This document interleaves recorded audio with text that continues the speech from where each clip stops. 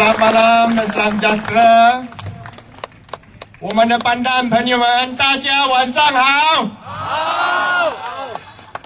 Datuk Seri Anwar Ibrahim, Datuk Seri Wan Aziza, Datuk belum Datuk lagi. Datuk Azmin Ali belum Datuk lagi, akan jadi Datuk Dr. Tan Kee Kuong, rakan saya saudara Janice Lee, tuan-tuan puan-puan sekalian. Saya baru terima angpau 200,000. Bukan terima angpau, kena bagi angpau 200,000. Mahkamah minggu lalu menghakimkan bahawa saya telah pun memberi fitnah ataupun fitnah Syarikat Bekalan Air Negeri Selangor dalam satu kes fitnah, dan saya dikenakan bayar ganti rugi sebanyak 200,000 kepada Syahbaz. Saya diperintah supaya tidak lagi mengulang kata-kata fitnah tersebut. So saya tak boleh ulang. Tapi saya boleh baca penghakiman yang telah pun dibuat oleh pihak hakim. Pihak hakim kata Tony Phua telah berkata bahawa jika Syarikat Syahbaz tidak mempunyai wang yang mencukupi untuk membayar hutang, Syahbaz lebih baik pulangkan konsesi air kepada Kerajaan Negeri Selangor. Hakim kata, Tony Phua kata, jika Syarikat Syahbaz tidak mampu untuk memperbaiki ataupun mengganti paip-paip yang telah rosak, jangan campur masuk perniagaan air di negeri Selangor. Hakim kata, apa yang saya telah sebut merupakan fitnah kepada Syahbaz dan saya diminta untuk kena bayar ganti rugi 200,000. Itu fitnah ke? Ada fitnah ke? Kalau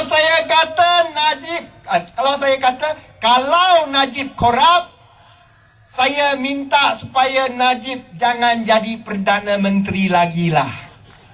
Itu betul tak? Itu bukan fitnah. Tapi saya tak takut. Tak kisah sama ada hakim kasih saman 200,000, 500,000, 1 juta pun, saya akan lawan habis-habisan dengan kroni-kroni Barisan Nasional asalkan kita tetap mendapat sokongan daripada tuan-tuan puan-puan.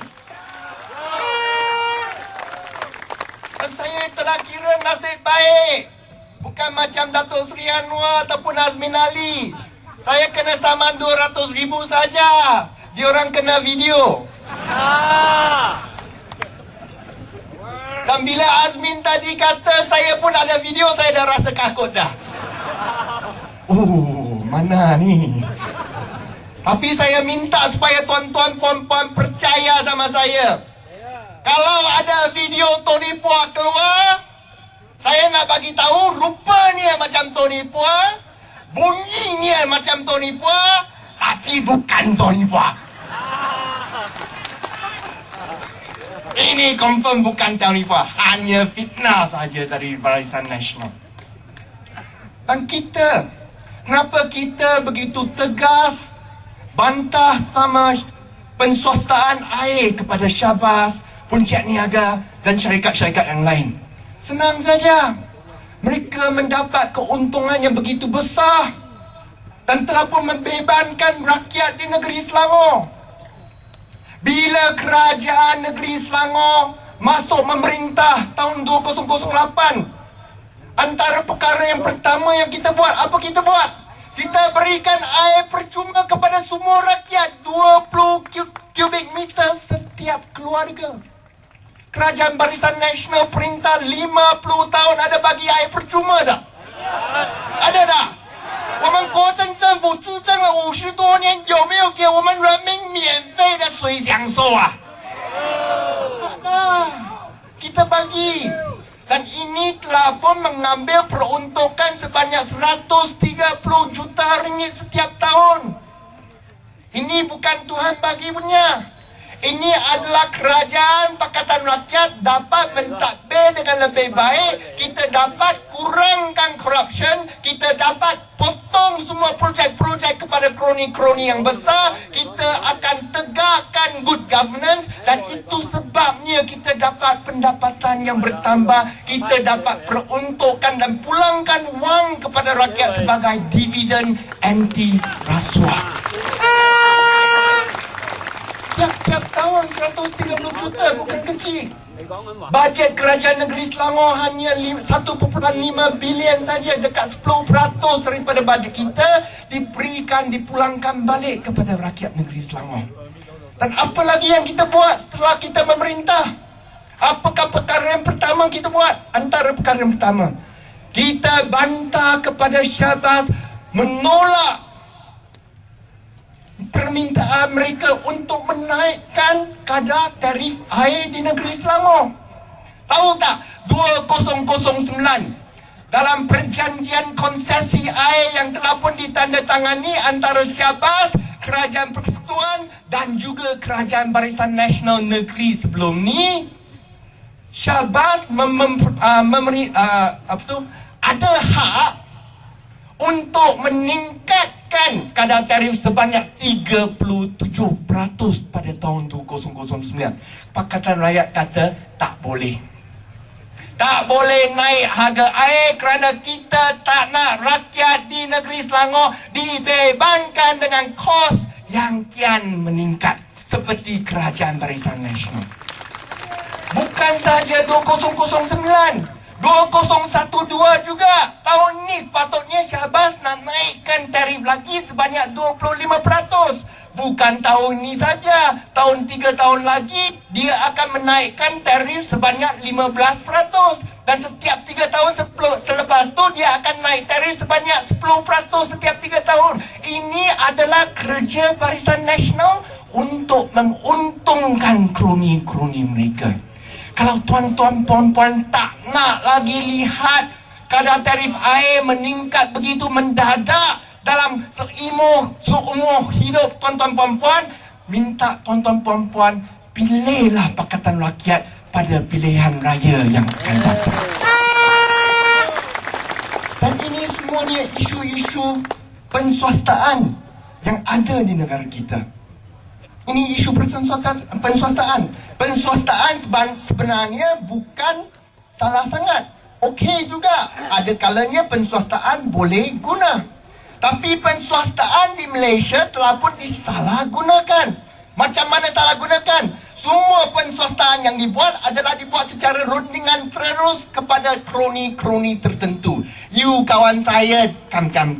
You bawa, I bagi you konsesi terus, you dapat untung besar, you bagi saya sikit lah.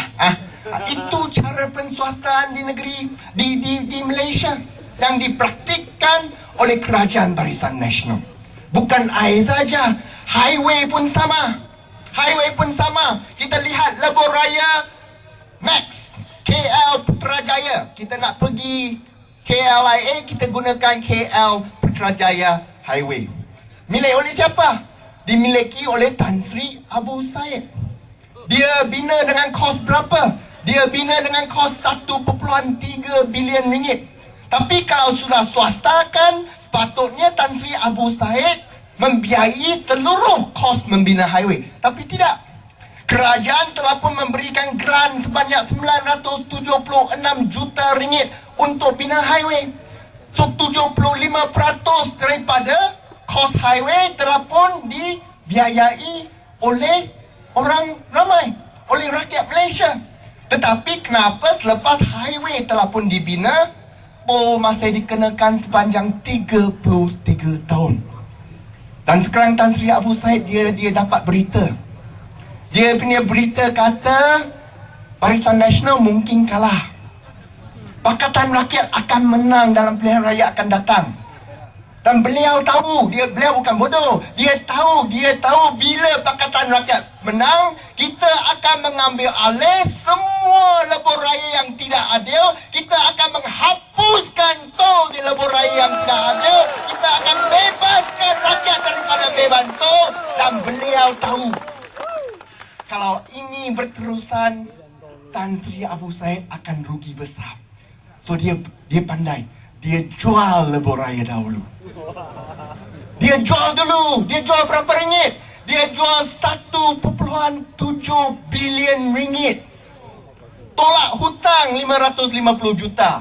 Tolak pelaburan 60 juta. Dia untung bersih 1.09 bilion masuk kocek. 1.09 bilion dia masuk kocek terus. Wang ni datang dari mana? Ni wang rakyat. Kerajaan telah pun membiayai kos sebanyak 976 juta ringgit untuk bina highway tersebut. Kita minta supaya Tan Sri Abu Said pulangkan 976 bilion juta kepada kerajaan supaya wang rakyat dapat digunakan dalam hal ehwal yang lain untuk kebaikan rakyat. Kita minta dia pulang.